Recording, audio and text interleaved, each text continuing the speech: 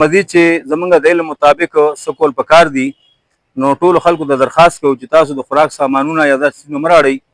بلکې دوه تقاضې ډېرې اهمې دي. یو دا ده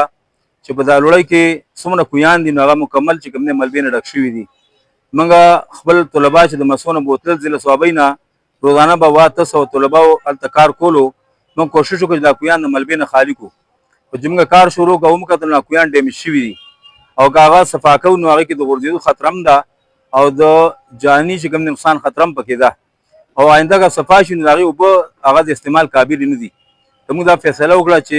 کوم مرګي تعاون کول غواړي د الله د رضا لپاره، که هغه انفرادي څوک تعاون کوي یا ټرسټونه ادارې راځي تعاون کوي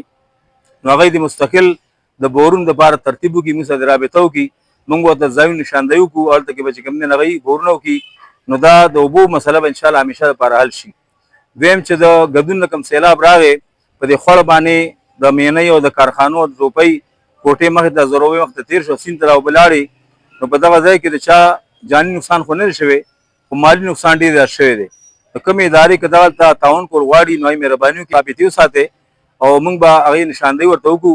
او دغه خلکو کورونه مستقل چې کوم دی د خوړ په غاړه باندې کورونه پرېوتي دي او ډېر زیات مالي نقصان شوی دی. دا مهرباني وي چې موږ سره انشاءالله تعالی دې بورونو کې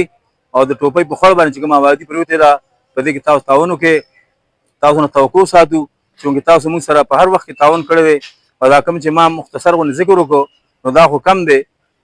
برای راست خلک راغلي دي او متاثرینو سره تعاون کړی دی. دا چې کوم زموږ ملګرو کړی دی موږ لیکلی نو هغه تعاون الله دې زموږ ستاسو دا صحیح کوشش قبول کړي او الله تعالی دې موږ تاسو مزید داسې طوفانونو نه او د ځمکې د اسمان د آفتونو نه هغه محفوظ ساتي. جزاکم الله.